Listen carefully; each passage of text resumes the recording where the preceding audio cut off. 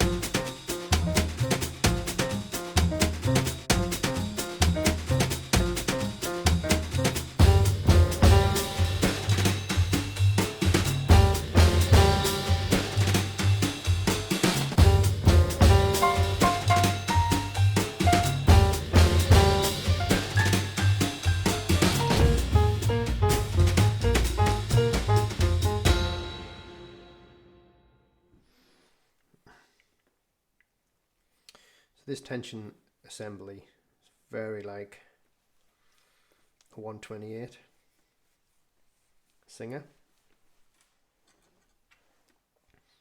So we've got that bit and the two discs. Two discs go back to back.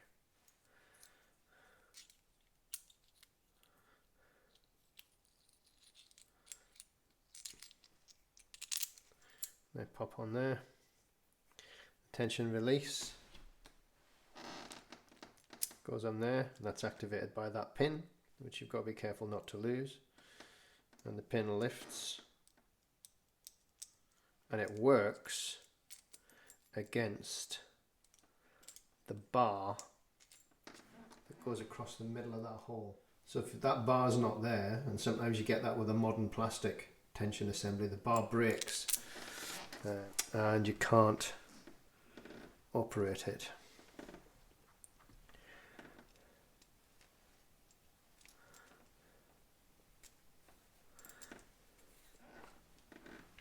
And then the spring just sits on the back and is held in position. It's literally just squeezed by the end of that shank as it comes into contact with the blind hole, and that's what locks the spring into position. And this has got a left hand thread, which is unlike any of the other ones I've seen. So that's how your tension assembly goes together on this machine. Finish setting it up, thread it up for its first stitch in God knows how many years. It definitely wasn't working before from the condition of the bottom. So there's the bottom thread is the orange one, top thread is the black one. So let's see if we can pick up the bottom thread. Oh, not with the foot up.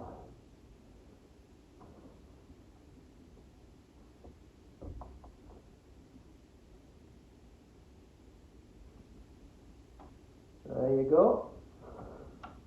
She has picked up the bottom thread.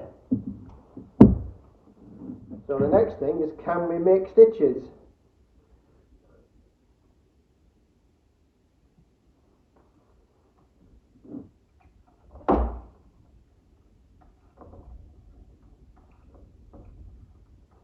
Let's feed in.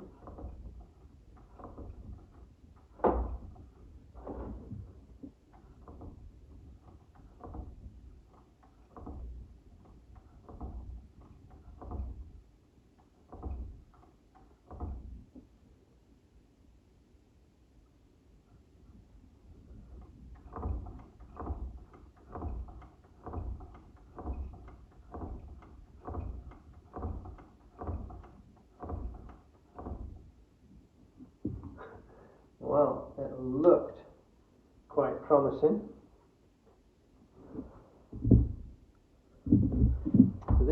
tension release on here. You push this little button here and that allows tension to be released, and look at that.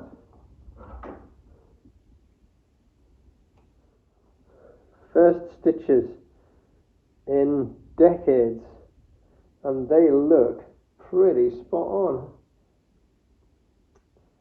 Well, let's get it together and get the treadle working and see what she can do. Very pleased with that.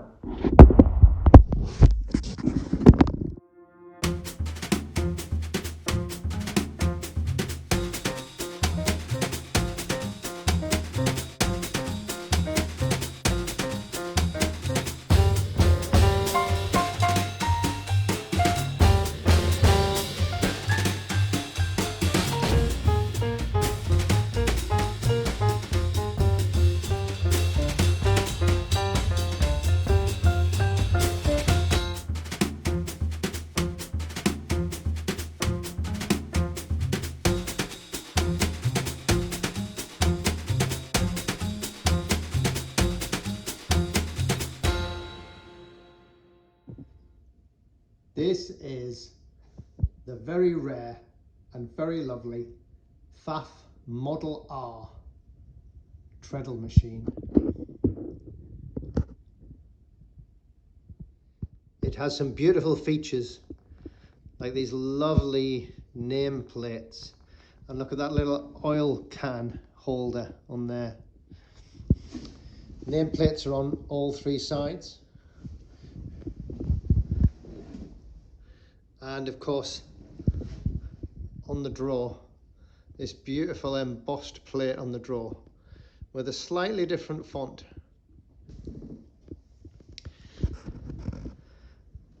And look at the decoration on that footplate.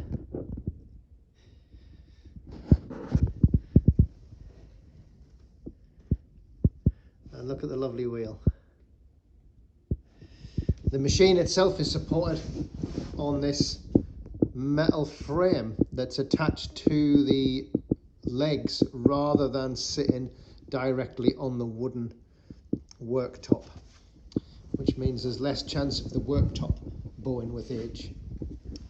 And then it has this beautiful box lid with a bird walnut inlaid top. It's a lovely handle. And a little surprise, it doesn't come off. So to open this machine, you first would do is you would unlock the drawer. You then pull the drawer out a little, like that, and that releases the lid, which then comes off to reveal the lovely machine inside.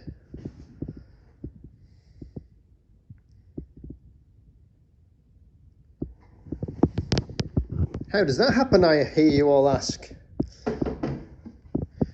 Well, on the lid itself, there's this pin with a notch in it.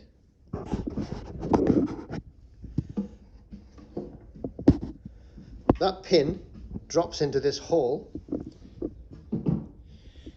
And if you look down that hole, as I open and close the drawer, if you can see it, there you go. When you open the drawer, it releases the lock. So it's the drawer that is actually the latch for the machine, which is a lovely little feature. So to fit the belt on this machine, first of all, you want the belt on the outside of the wheel. And you rotate the wheel until you find this little notch here. Locate the belt in that notch, and then as you rotate the wheel, which you can either do with your hand or with the pedal, that notch will carry the belt onto the wheel as it rotates. There you go, and that's the belt now fitted. To take it off, it's just the opposite really. You just pull it to the side, turn the wheel, and it will pop off.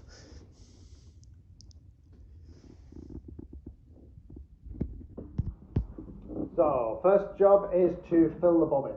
And in order to fill the bobbin, we first of all have to get the bobbin out.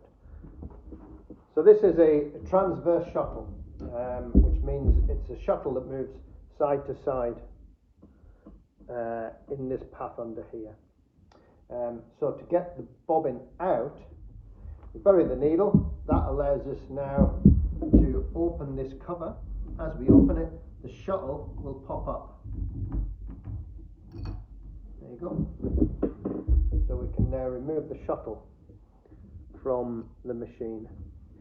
And you can see shuttle is completely flat along this side, but it is enclosed, unlike the boat shuttles of a similar style of machine like the Singer 12s.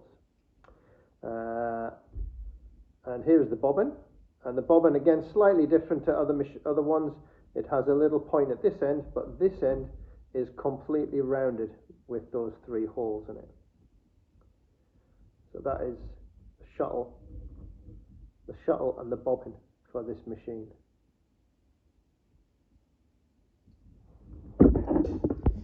To fill the bobbin, we place the spool on the spool pin.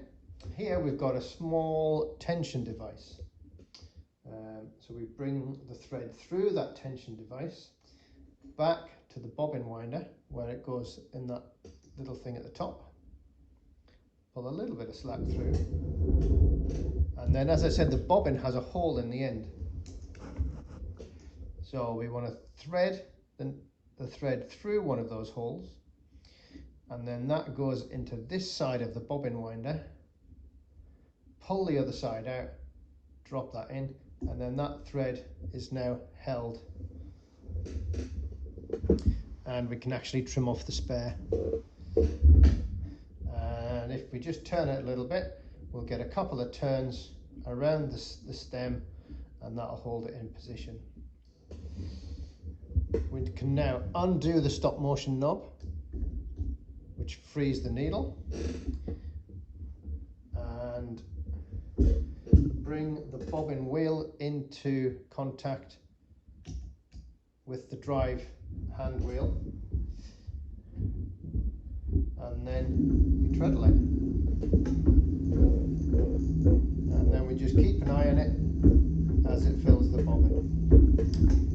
Now these machines are not automatic, so you have to keep an eye on it, and you release it when it's full or when there's enough on for what you want to do. And on this one, to release it, we just push at the top of this finger here, and that will release it. There you go. Pull the end to release the bobbin, and then trim off the excess and trim off the tail. To fit the bobbin into the shuttle, the end with the holes is going to go at the top.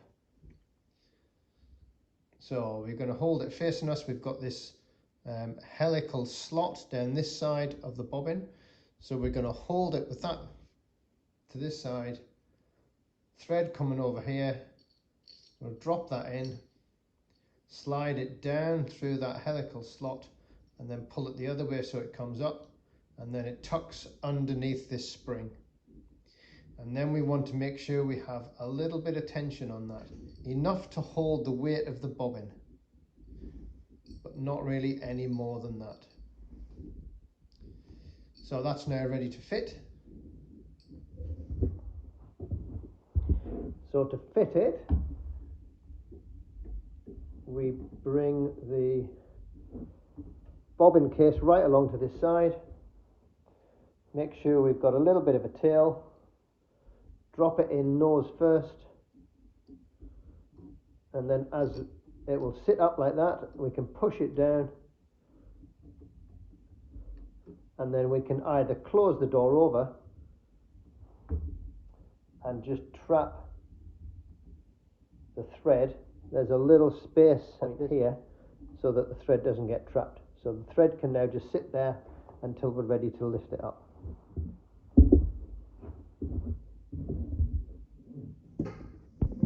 We're now ready to thread the machine. So So we've got our felt pad on here. Trim the end of the thread. Thread comes over this hook this time. It doesn't need to go through the tensioner. We now bring it through the main tensioner and pull it to make sure that it's in. Hook it into the spring, this little check spring here, and then through the take-up arm. There's then a thread guide in the front plate.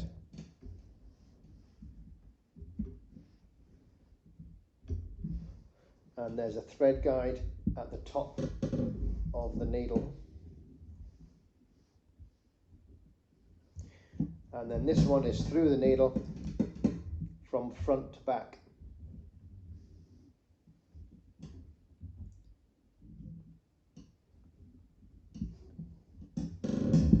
Okay, that's the thread through, and then we're going to pick up the bottom thread.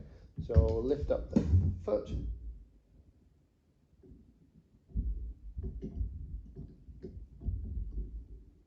Turn a stitch.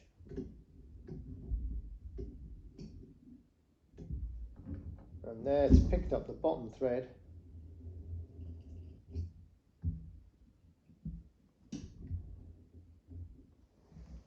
So we now have the two threads under there. And the tension release on this machine is this button here. You push that and you see the tension springs lift. That's how we release tension so we can pull some thread through. Okay, ready to sew. So let's get a bit of fabric.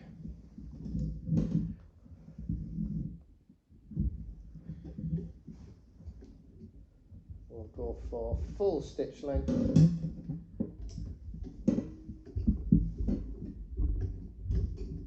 No reverse on this one, so it's a back tack.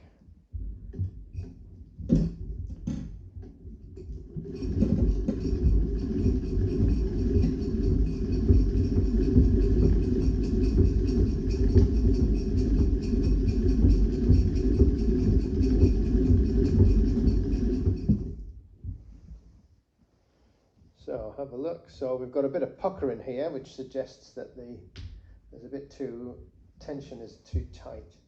So we're going to ease that off quite a bit. And then we'll go again.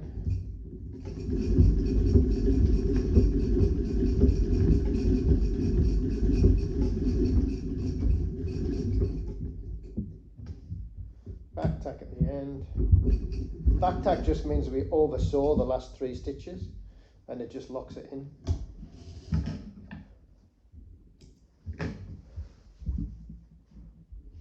Oh, there we go. We've got some nice stitches there. So there's 1 or 2.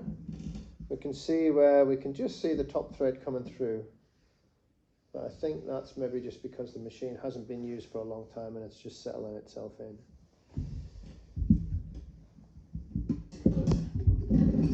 Okay, so I've now dialed in the tension and ran a couple of lines just to get a feel for it and give it a little bit of a chance to settle itself in. I think the gearing might be a little bit different on the wheel.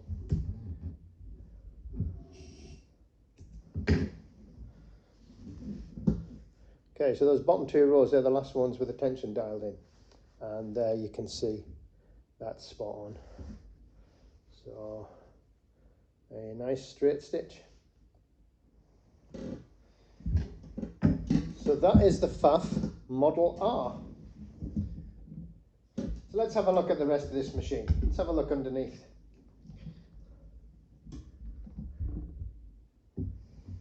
So you can see underneath is pretty much original. I left the original paint in place there as there was no damage to it, and you can see this beautiful mechanism, which is just quite incredible.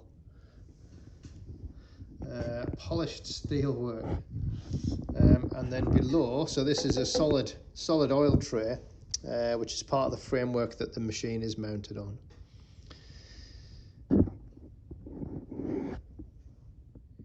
And there's the original Pfaff badge.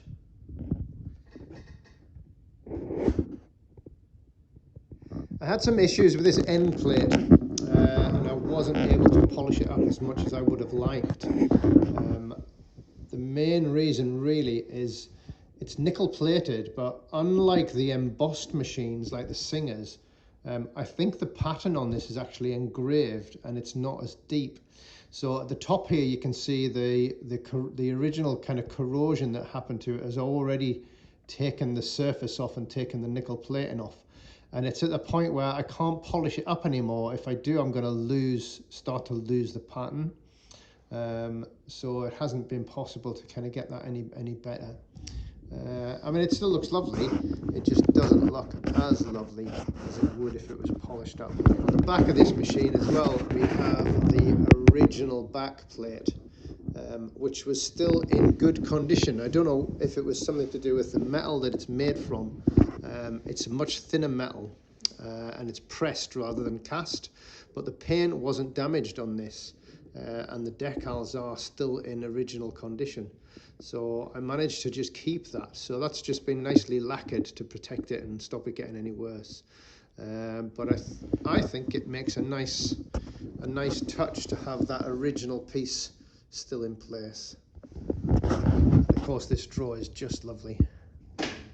Unfortunately, the key is missing, and at some point you can see here that at some point they lost the key, so somebody has actually cut the mortise out of the lock so that they could get into it.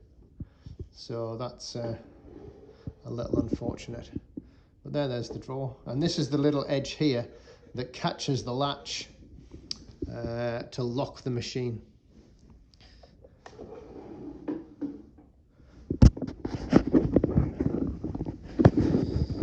So there you go. That is the Pfaff Model R vintage machine from 1904.